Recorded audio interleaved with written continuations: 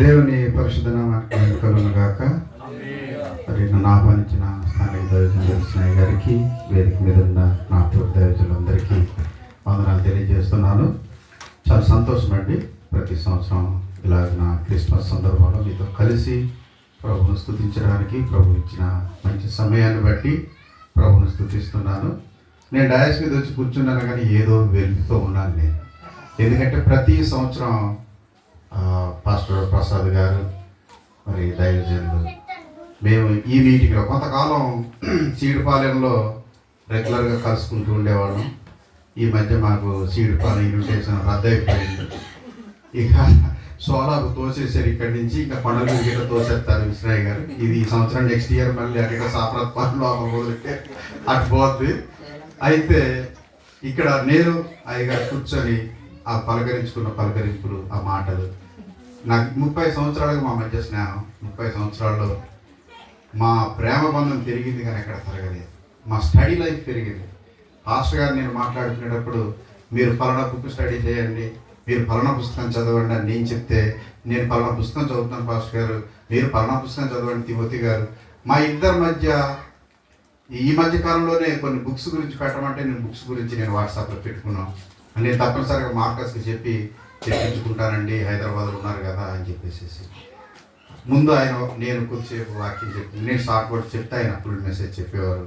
ఇప్పుడు short message Marcus చెప్తే నేను మెసేజ్ చెప్పవలసి వచ్చింది. నాకు ఉదయం ఎంతో బాధగా ఉంది. అయినప్పటికీ కూడా మార్కస్ని చూసినప్పుడు నా ప్రాణం తెప్పరిలేదు. పాస్టర్ గారిని చూసిన ఫీలింగ్ వచ్చిందనమాట. అమ్మాయి అనిపించింది నాకు. ఏదేమైనప్పటికీ మనందరికీ లోకం శాశ్వతం కాదు. ఏదో ఒక రోజు మనం తప్పనిసరిగా వెళ్ళిపోవలసిందే. ఈ ప్రయాణంలో మనందరం ఒకరి ముందు ఒకరి వెనుక. అయినప్పటికీ క్రీస్తు నామం మాత్రమే మహిమపరచబడాలి. ఈరోజు క్రీస్తు జననాన్ని గురించినటువంటి మరి ఈ సందేశాలు చాలా గొప్పవి. ప్రపంచానికి ఎన్నో ప్రశ్నలు ఉన్నాయండి. ఈరోజు కూడా ఇంకా ప్రశ్నించుకుంటే ఉన్నారు. దేవుడెవరు అనే ప్రశ్న ఇంకా పోలేదు. దీని గురించి చర్చ జరుగుతుంది, రీచర్చలు జరుగుతున్నాయి. దీని గురించి ఎన్నో డిబేట్లు జరుగుతున్నాయి. దీని గురించి చాలా ఆర్గ్యూలు చేస్తూ ఉన్నారు. కానీ ఇంకా ఈ ప్రశ్నకు చాలా మందికి జవాబు దొరకలేదని అన్వేషిస్తూ ఉన్నారు. కానీ 2000 సంవత్సరాలకు పూర్వమే దేవుడు ఎవరు అన్న ప్రశ్నకు జవాబు దొరికింది. అది ప్రభువైన యేసుక్రీస్తు వారి ద్వారా. ఒకసారి క్రీస్తు పూర్వాన్ని, క్రీస్తు శకాన్ని మనం పరిశీలిస్తే చాలా స్పష్టంగా చాలా విషయాలు మనకు అర్థమవుతాయి. నేను అన్ని తేటతెల్లంగా చెప్పలేను. అయినప్పటికీ కూడా కొన్ని విషయాలు మీ దృష్టిలో పెట్టే ప్రయత్నం చేస్తాను. క్రీస్తు పూర్వం చాలామంది ఈ లోకంలో గొప్పవాళ్ళు అనబడిన వాళ్ళు, రాజులు అనబడిన వాళ్ళు ఈ ప్రపంచాన్ని పరిపాలించడం జరిగింది.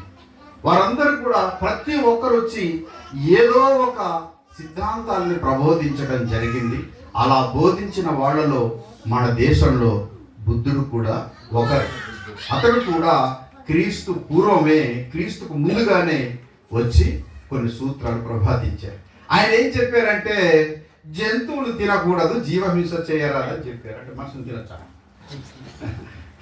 ఆయన వచ్చి జీవహింస చేయరాదు. అతను చాలా మంచి విషయాలు చెప్పారు. ఈజ్ అ గ్రేట్ మ్యాన్, చాలా గొప్పవాడు. మనుషుల్లో అతన్ని మనం గుర్తించవచ్చు. ఆయన ఇచ్చిన బోధ జంతువులు ప్రేమించాలి, జీవహింస చేయరాదని చెప్పారు. అటు తర్వాత ఒక 400 సంవత్సరాలకి ప్రభువైన యేసుక్రీస్తు వారు వచ్చారు. ఈయన చెప్పారు, నువ్వు మనుషులు ప్రేమించాలి, నిన్ను వలె నీ పొరుగు వారిని. ఒక పరలోకపు తత్వాన్ని, పరలోకపు సత్యాన్ని ఈ లోకానికి తీసుకొచ్చారు. ప్రభువైన యేసుక్రీస్తు వారు ఈ లోకానికి రాకముందు ఏం జరిగిందో రోమపత్రికలో ఇలా రాయబడి ఉంటుంది. ఈరోజు నేను ఒక చిన్న అంశాన్ని మీ మనసులో పెడతాను. దానికంటే ముందు ఇంట్రడక్షన్గా ఈ విషయాలు తెలియజేస్తాను. రోమిలకు రాసిన పత్రికలో 1వ అధ్యాయంలో పూర్వకాలం వాళ్ళు ఏం చేశారు అంటే 23వ వచనంలో రాయబడి ఉంటుంది, వారు అక్షయుడకు దేవుని మహిమను క్షయమకు మనుషుల యొక్కయు, పక్షుల యొక్కయు, చతుష్పాద జంతువుల యొక్కయు, పురుగుల యొక్కయు ప్రతిభా రూపముగా మార్చిరి. జీవహింస చేయరాదు అంటే జంతువుల్ని దేవుళ్ళుగా మార్చుకున్నారు. దేవుని యొక్క మహిమను, అక్షయుడకు దేవుని యొక్క మహిమను జంతువుల యొక్కయు పక్షుల యొక్కయు ఈ రూపాలుగా దేవుడిని మార్చేశారు. దేవుడు ఎవరో ఇప్పుడు ప్రపంచానికి ఎన్నో లాట్ ఆఫ్ కన్ఫ్యూజన్స్ అన్నమాట. చాలా సందేహాలు మనుషుల్లో ఉన్నాయి. మనుషులు కొట్టుమిట్లాడుతున్నారు. మనుషుల జీవితాలన్నీ చెడిపోతున్నాయి. ఈ లోపు ఏం జరిగిందయ్యా? క్రీస్తు కంటే ముందే, ప్రభువైన యేసు క్రీస్తు వారి కంటే ముందే, ఒక 325 సంవత్సరాల ముందు ఈ లోకంలో ఒక గొప్ప ఎంపైర్ వచ్చాడు, ఒక చక్రవర్తి వచ్చాడు. అతని పేరే ద గ్రేట్ అలెగ్జాండర్.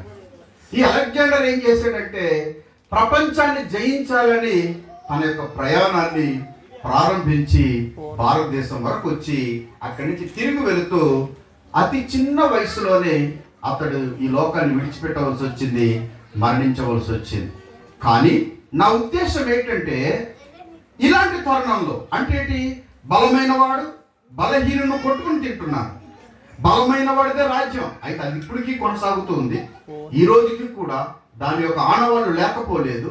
ప్రభువైన యేసుక్రీస్తు వారు రాకమునుపు ఈ ప్రపంచంలో ప్రజాస్వామ్యం లేదు. బలవంతుడు బలహీనుల్ని కొట్టుకో తింటున్నాడు. ప్రభువైన యేసుక్రీస్తు వారు వచ్చి ఈ ప్రపంచానికి ఒక దిశను, ఒక దశను, ఒక మార్గాన్ని ఆయన నిర్దేశించడం ప్రారంభించారు. ఆయన వచ్చిన తర్వాత ఆయన ఇచ్చినటువంటి సందేశాలు ఏంటి అని ఆలోచన చేస్తే ఆయన శత్రువులు ప్రేమించమన్నాడు. ఆయన వచ్చి ఇచ్చిన సందేశం ఏంటంటే ఆకలి కొనిన వారికి నీ ఆహారం పెట్టమని తెలియజేశాడు. ఆయన వచ్చిన తర్వాత ఆయన ఇచ్చిన సందేశం ఏంటంటే నిన్ను వలె నీ పొరుగు వారిని ప్రేమించమని ఆయన ఇచ్చారు.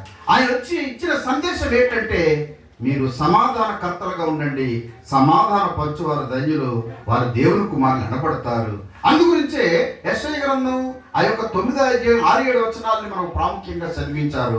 అందులో ఆయన ప్రిన్స్ ఆఫ్ పీస్ అన్నమాట. ఆయన సమాధానానికి కర్త. అంటే ఈ ప్రపంచం యొక్క స్థితి ఎలా ఉంది అని ఆలోచన చేస్తే మనుషులు బొత్తిగా చెడిపోయారు, దేవుడిని పూర్తిగా ఎరగలేదు కనుక ఈ సృష్టి అంతా కూడా నాశనం అయిపోతుంది అనేది దేవుని యొక్క వాక్య సత్యం. అది అందుగురించే రోమపత్రికలో అపోస్తలుడైన పౌలు గారు దాని స్పర్శను తెలియజేశారు. ఈ సృష్టి అంతా కూడా 8వ అధ్యాయం 19వ వచనంలో చూస్తే ఈ సృష్టి అంతా కూడా ఏం చేస్తుందంటే మూలుగుచు ప్రసవ వేదన పడుచున్నదని ఎరుగుదుము. ఇదివరకే మూలుగుచు ప్రసవ వేదన పడుచున్నదని ఎరుగుదుము అంటారు. కనుక ఈ సృష్టి మూలుగుతుంది. ఎలా మూలుగుతుంది? దాని యెషయా గ్రంథం 24:17 నుంచి చూసినట్లయితే భూనివాసిని మీదికి భయము వచ్చెను, ఉరియు గుంట నీకు తటస్థించెను, భూమి పునాదులు కంపించుచున్నవి, భూమి మత్తుని వలె ఉగీషలాడుచున్నది. సో ఈ భూమి అంతా కూడా దేని వలన అంటే దాని పాపములు దాని మీద భారముగా ఉండెను అని రాయకూడదు. అందుగురించే ధర్మశాస్త్రం ఏం చెప్పింది అని అంటే నీతిమంతుడు లేడు, ఒక్కడును లేడని ధర్మశాస్త్రం చెప్పింది. అపోస్తలుడైనటువంటి పౌలు గారు రోమపత్రికలో 3వ అధ్యాయం 23వ వచనానికి వచ్చినప్పుడు ఏ భేదమును లేదు, అందరూ పాపం చేసి దేవుడు అనుగ్రహించు మహిమను పొందలేకపోతున్నారు. ఇప్పుడు ఎన్ని కన్ఫ్యూజన్స్ ఉన్నాయంటే దేవుడు ఎవరు తెలియటం లేదు, ఈ సృష్టి ఏమో మూలుగుతూ ఉంది, ఇది ప్రసవ వేదన పడుతూ ఉంది, సమస్యలు పెరిగిపోయి బలవంతుడేమో బలహీనుడు కొట్టుకు తినేస్తున్నాడు. కనుక బలహీనుడి పరిస్థితి చాలా దారుణంగా ఉంది. ఈ ప్రపంచాన్ని ఎవరు ఉద్ధరించాలి?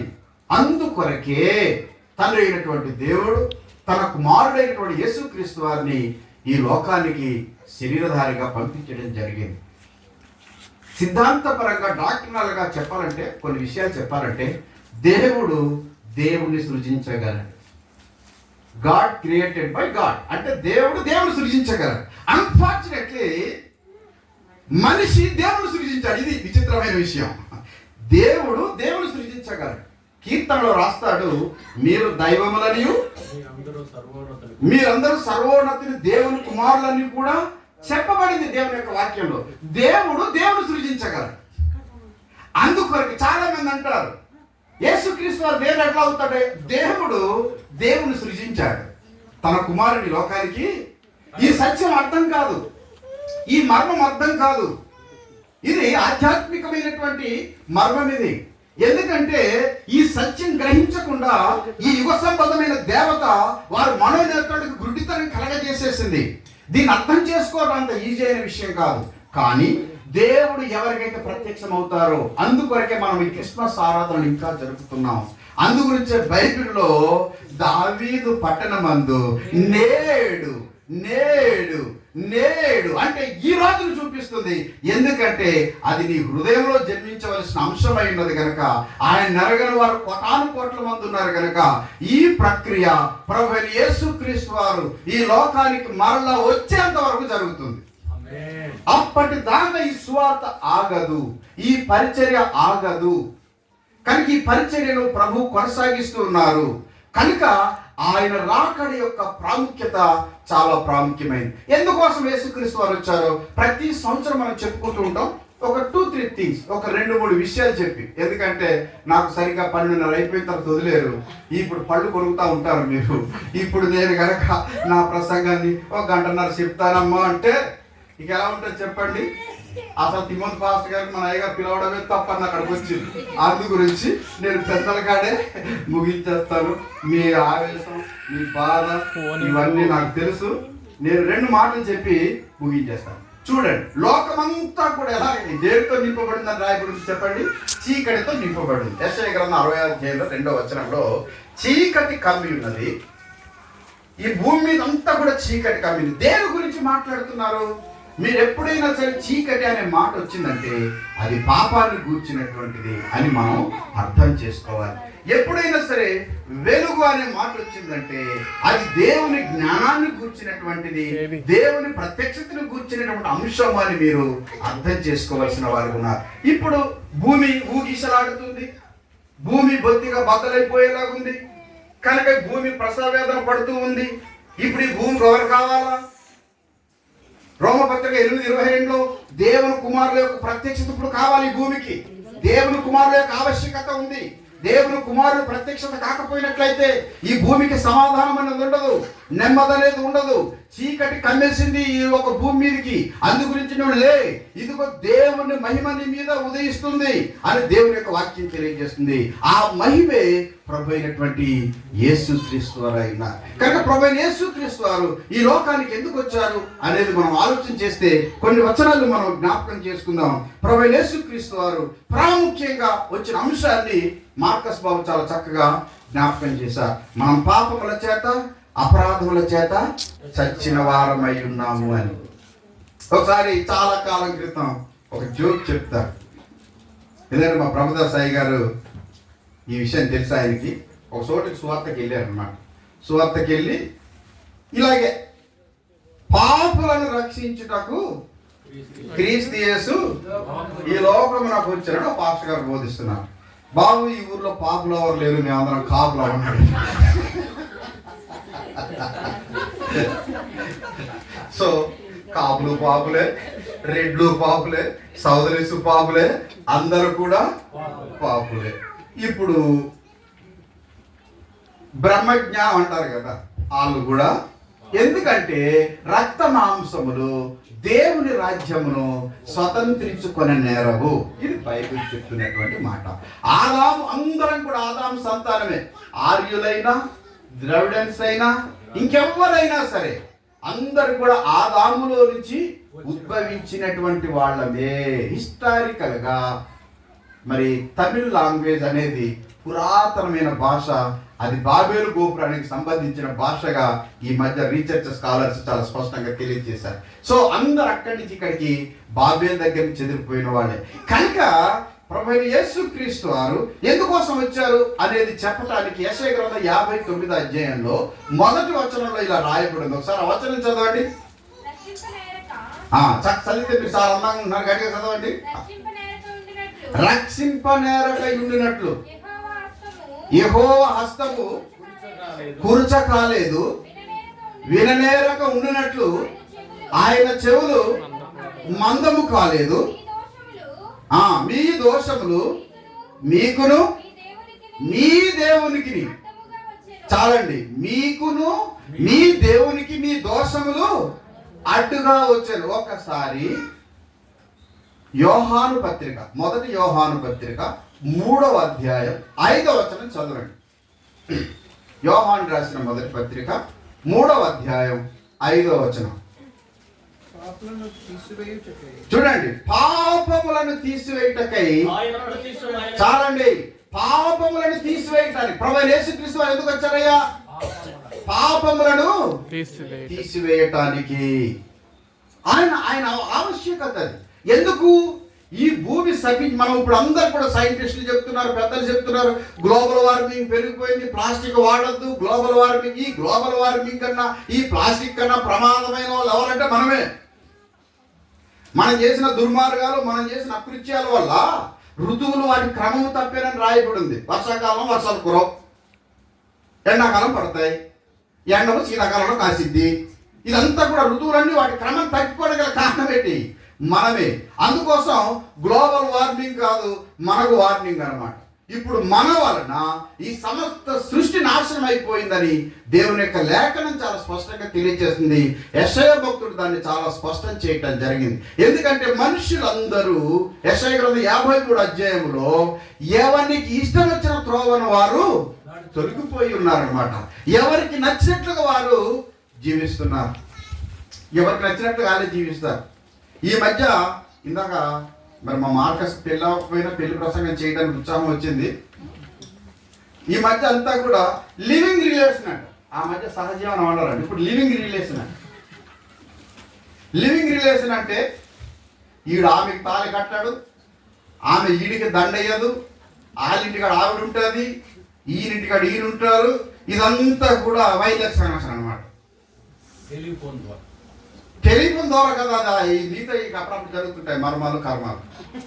లివింగ్ రిలేషన్ అంటే దేవుని సృష్టి, దేవుడు పెట్టిన క్రమం ఎంత భయంకరంగా అయిపోతుందో ఒకసారి ఆలోచించేయండి. అందుకొరకు ఆయన ఎందుకోసం వచ్చారు అంటే పాపములను తీసివేయటానికి. ఫర్ ఎగ్జాంపుల్ ఒక ఉదాహరణ మనం చూసుకుందాం.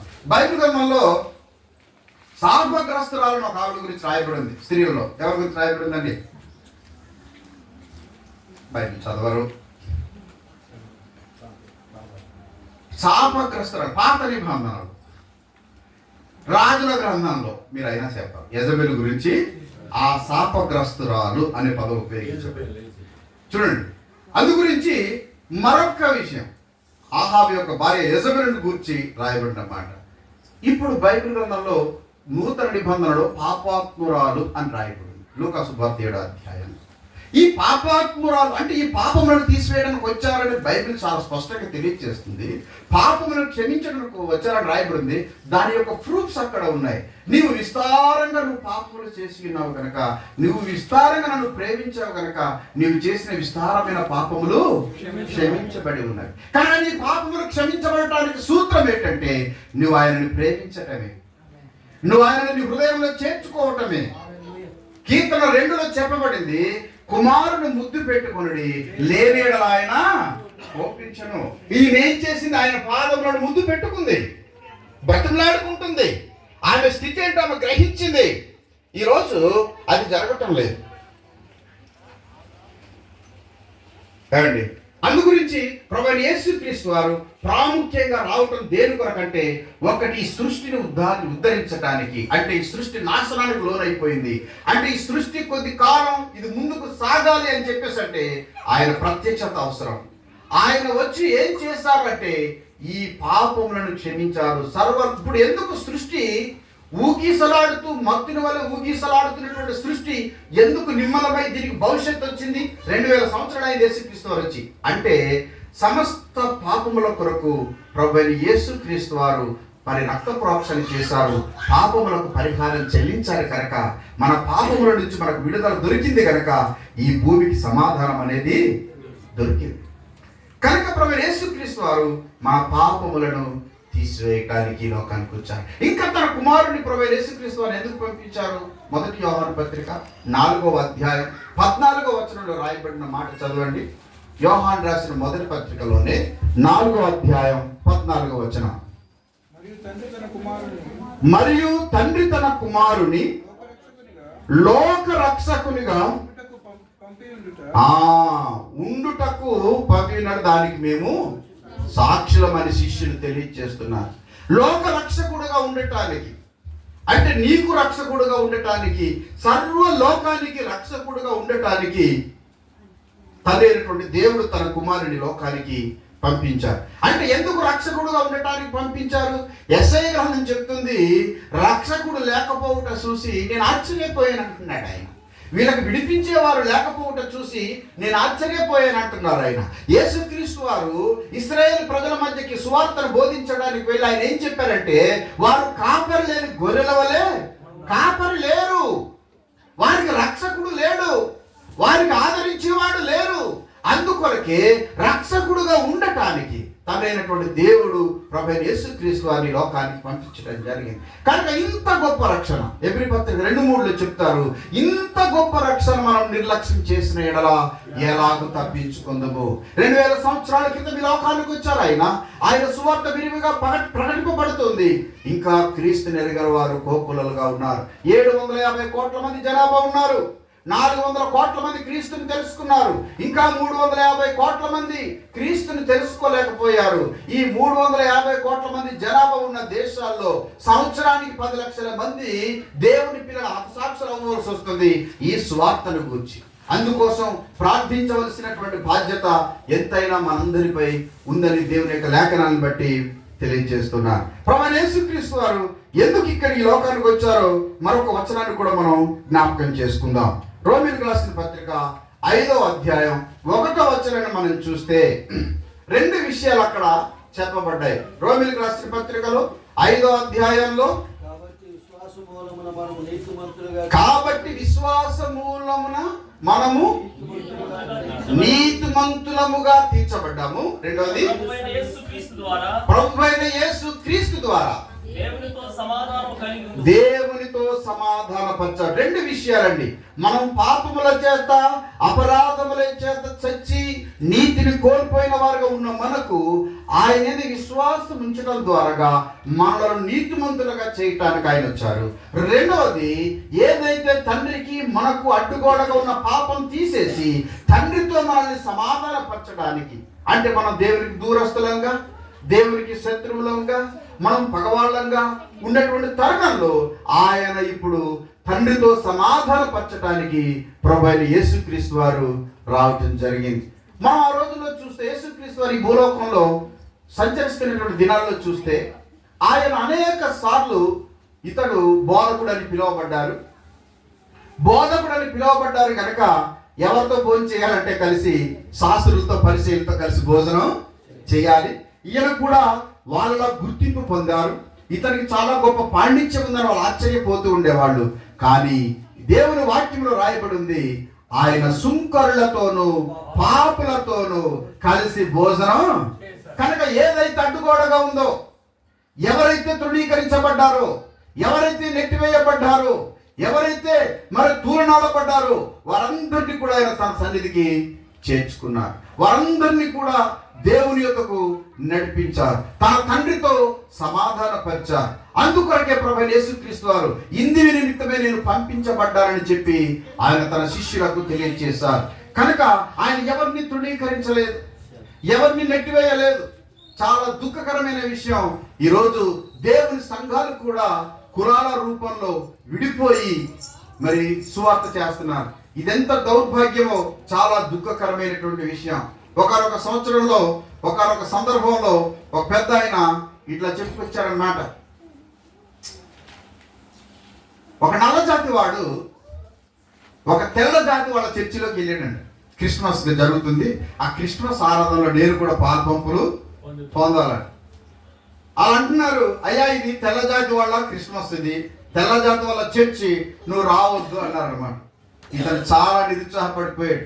అయ్యో, నేను ఎంతో ప్రభువుని గనపరచాలని దేవుని సన్నిధికి వెళ్ళాను, నాకు లోపలికి అనుమతి లేదని పాపం బాధపడుతూ అతను బయటికి వెళ్ళిపోయి ఉంటే చెట్టు కింద ఒక ఆయన నించున్నాడు అనమాట. మెల్లగా ఆయన దగ్గరికి వెళ్ళి ఇది బాధ చెప్పుకుంటున్నాడు. చూడు, ఏం సంఘం అండి ఇది, ఏం మనుషులండి, వీళ్ళు నన్ను పంపేశారు అని బాధపడుతున్నాడు. ఆయన అంటున్నాడు, నన్నే పంపేశారు కదయ్యా అంటే, అయ్యా మీరు ఎవరంటే నేనే యేసునమ్మా. యేసు ప్రభువానికి సంఘాల్లో చోట్లేదు, ఆరాధనలో చోట్లేదు, మన అయ్యగారులకే చోటు. ఎన్నిసార్లు అయ్యగారులకే పేర్లు, అక్కడ ఎవరి పేర్లు ఏం చెప్పండి. యేసు అని ఒక స్వరం విన్న వెంటనే మన జీవితం రీఛార్జ్ అవుతుంటాం. మనం ఎక్కడో తెలియని శక్తి వస్తుంటుంది. ఇది మానేసి భజనలు, వేరే భజనలు మొదలైపోయినాయి. మనం మహిమపరచవలసింది. నీ కోసం ప్రాణం పెట్టింది, నీ కోసం రక్తం కార్చింది, నీ కోసం సిలువకెక్కింది, నీ కోసం పరలోకాన్ని విడిచిపెట్టి భూలోకానికి దిగివచ్చింది ప్రభు అయినటువంటి యేసుక్రీస్తు వారు. మనం ఆయన ఆరాధించవలసినటువంటి వారం, ఆయన్ని గణపరచవలసినటువంటి వారం, ఆయన్ని మహిమపరచవలసినటువంటి వారం అయినాం. కనుక అందుకొరకే ప్రభు యేసుక్రీస్తు వారు ఎందుకు వచ్చారయ్యా అని ఆలోచన చేస్తే, మనల్ని నీతిమంతులుగా చేయటానికి, మనకు దేవునితో సమాధానపరచడానికి ఆయన ఎందుకు వచ్చారయ్య అంటే, ఆ వెలుగు లోకంలోనికి వచ్చి ప్రతి మనిషిని వెలిగించుచున్నది. అంటే ప్రతి మనిషిని వెలిగించడానికి, అంటే చీకట్లో సంచరిస్తున్న, చీకట్లో కొట్టుమిట్లాడుతున్న జీవితాలకు వెలుగులోనికి నడిపించడానికి ఆ వెలుగయ్యారంటే ప్రభు యేసుక్రీస్తు వారు వెలుగై ఉన్నారు. నేను లోకములకు వెలుగై ఉన్నాను అని ఆయన తెలియచేశారు. అది మనం గ్రహించటం లేదు. ఆ వెలుగు ప్రభు అయినటువంటి యేసుక్రీస్తు వారి. ఆ చీకటి మన అజ్ఞానము, మన బుద్ధిహీనత, మన అవివేకము, మన తిరుగుబాటు, ఇవన్నీ కూడా ఆ చీకటి సంబంధమైనటువంటి జీవితానికి సాదృశ్యంగా ఉన్నాయి. కనుక ఈరోజు ప్రభు యేసుక్రీస్తు వారికి ఎందుకు వచ్చారు అని ఆలోచన చేస్తే, మొదట మనం చదువుకున్నాం కదా యెషయా గ్రంథం 9:6 ఆయన సమాధానకర్తయగు దేవుడు. అందుగురించి సమాధానపరచడానికి, అంటే ఆయన పీస్ మేకర్, ఆయన సమాధానపరిచేవారు. తన తండ్రితో సమాధానపరచడానికి ఆయన ఇంకా దేవునితో సమాధానపరచడం మాత్రమే కాదు, మనకు కూడా సమాధానం కలిగి ఉండాలని ఆయన తన బోధన తెలియజేశారు. ఈరోజు దేవుని సన్నిధికి వస్తున్నాం. మనం ఏం చేస్తాం చెప్పండి? ముందుగానే ప్లేస్లు సెలెక్ట్ చేసుకుంటారు. ఒకే సంఘానికి వస్తుంటారు 10 మంది, ప్లేస్లు సెలెక్ట్ చేసుకుంటారు. అక్కడ ఆలు కూర్చుంటే ఈయన కూర్చోరు. ఏమండి, యేసుక్రీస్తు వారు ఏం చెప్పారంటే, ఒక వ్యక్తి దేవునికి అర్పణ అర్పించడానికి వచ్చినప్పుడు, కానుక చెల్లించడానికి వచ్చినప్పుడు చేయవలసిన మొదటి పని చెప్పారు. ఆయన ఏం చెప్పారండి? అమ్మ, నువ్వు ఒకసారి నీ కానుక అక్కడ పెట్టి, ఎవరితో అయితే నీకు సమాధానం లేదు, మొదటగా నీ సహోదరునితో సమాధానపడి అప్పుడు వచ్చి నీవు ఈ యొక్క కానుకను, ఈ మొక్కును నువ్వు చెల్లించాలి. మనం దేవునితో సమాధానపడం అన్ని చేస్తాం. మనం దేవునితో సమాధానపడం, సహోదరులతో కూడా సమాధానపడం. నాకు దేవుడు అంటే చాలా భయం అండి అంటే పక్కన వాళ్ళు అంటే చాలా తేలికమండి. కానీ నీకు దేవుడు అంటే భయం ఉంటే నీ సహోదరులతో కూడా నువ్వు చాలా మర్యాదగా ప్రవర్తించాలి. నీ భాష బాగోవాలి.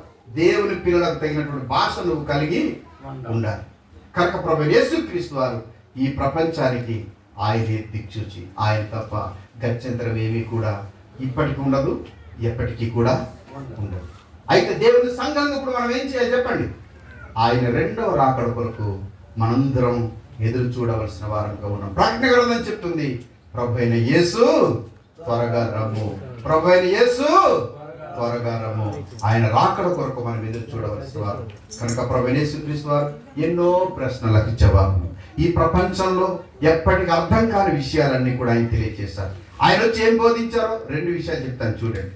ఆయన ఏం బోధించడం ప్రారంభించారండి? ఆయన మొట్టమొదటిగా సువార్త ప్రకటించినప్పుడు ఏం బోధించారు? మార్కు సువార్త 1:15 మారు మనసు పొంది, అంటే దేవుని రాజ్యం సమీపించినది కనుక మీరు మారు మనసు పొంది సువార్త నమ్మండి అని చెబుతూ ఆయన సువార్త ప్రారంభించాడు. అంటే ఆయన దేని గురించి పరిచయం చేయడానికి వచ్చారు? దేవుని రాజ్యం గురించి.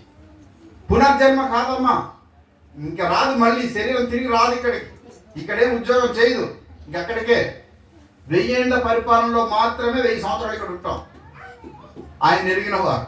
కనుక ఇది మరలా 7వ జన్మ, 8వ జన్మ, 9వ జన్మ కాదు, అది చెప్పడానికి వచ్చారు యేసుక్రీస్తు వారు. అందుగురించి ఆయన వచ్చి ఏం చేస్తున్నారంటే జరగబోయే విషయాలు, దేవుని రాజ్యం గురించి చెప్పారు. మరొక విషయాన్ని ఆయన ఏం చెప్పారంటే ప్రార్థన ఎలా చేయాలని శిష్యులు అడిగితే యేసుక్రీస్తు వారు చెప్పింది ఏంటంటే, పరలోకమందున్న మా తండ్రి, అంటే ఆయన పరలోకం గురించి బోధించడానికి, పరలోక రాజ్యం గురించి బోధించడానికి, దాని యొక్క ప్రాముఖ్యతను తెలియచేయడానికి ప్రభు యేసుక్రీస్తు వారు ఈ లోకానికి వచ్చారు. ఎందుకంటే మనం ఆ పరలోకానికి, ఆ పరలోక సంబంధమైన దేవునికి మనం దూరంగా ఉన్నాం కనుక తన తండ్రి దగ్గరికి మనల్ని నడిపిస్తూ ఉన్నారు. అందుకోసమే మనం ఏదైనా పొందాలనుకుంటే ఆ పరలోక తండ్రి ఇస్తాడు, కానీ అది యేసుక్రీస్తు వారి పేరట మాత్రమే. యేసుక్రీస్తు వారు ఒక్కరే అంగీకరించబడుతున్నారు. ఎందుకు చెప్పండి? చెప్పరు. ఎందుకంటే పేతురు రాసిన మొదటి పత్రిక 3వ అధ్యాయం 12వ వచనంలో ఆయన నీతిమంతుల మీద ఆయన యొక్క చూపు ఉంది, వారి ప్రార్థనల వైపు ఆయన చెవులు ఉన్నవి, కానీ కీడు చేయి వారికి ఆయన ముఖం విరోధంగా. మనందరం కూడా అంగీకరించబడేది కేవలం క్రీస్తు యేసు ప్రభు వారి ద్వారాగే. ఆయన రక్త మూలంగా మనం దేవుని సన్నిధికి చేరం, ఆయన ద్వారాగే పరలోకం వెళ్తాం. ఇక మన ఐడెంటిటీ మనకంటే ఏమీ లేదు. మన ఐడెంటిటీ ఎవరండి? ప్రభు అయిన యేసుక్రీస్తు వారు, ఓన్లీ వన్, ఆయన మాత్రమే. అందుగురించి ఈయన నా ప్రియ కుమారుడు, ఈయన యందు నేను, ఆయనను బట్టి మాత్రమే ఆనందిస్తున్నాడు. కనుక ఆయన ద్వారాగే మనకు సమస్తం కూడా అనుగ్రహించబడతాయే తప్ప మన మట్టుకు మన ఊరికి. అందుగురించి ఆయన ఏం చెప్పాడంటే, మీ హృదయములను కలవర పడనీయకుడి అని చెప్పి, మీకోసం నేను గృహాన్ని నిర్మించడానికి వెళ్తున్నాను, నా తండ్రి ఇంటి అనేక నివాసములు కలవని చెప్పి ఆయన ఏం చెప్పారంటే, నా శాంతిని నేను మీకు అనుగ్రహిస్తున్నాను. ఈరోజు కుటుంబంలో శాంతి లేదు, భార్య భర్తల మధ్య శాంతి లేదు, ఎక్కడ చూసినా సమాధానం లేదు, ఈరోజు సంఘాల్లో సమాధానం లేదు, ఎన్నో సమస్యలు. దానికి కారణం ఏంటో తెలుసా? ఇంకా నీ హృదయంలో క్రీస్తుకు నువ్వు చోటు ఇవ్వటం లేదు. అందుకే నువ్వు అశాంతిలో బ్రతుకుతున్నావు. క్రీస్తు మాటకు నువ్వు విలువ ఇవ్వటం లేదు, ఆయన వాక్యానికి చోటు ఇవ్వటం లేదు. నీ జీవితంలో నీకు శాంతిని, సమాధానాన్ని, నెమ్మదిని ఇవ్వటానికి కనుక క్రిస్మస్ ఆరాధనకు ఇచ్చేసిన మీ అందరికీ ప్రభు యేసుక్రీస్తు వారి యొక్క శాంతి సమాధానములు మెండుగా కలుగునుగాక. Amen. Thank you one and all.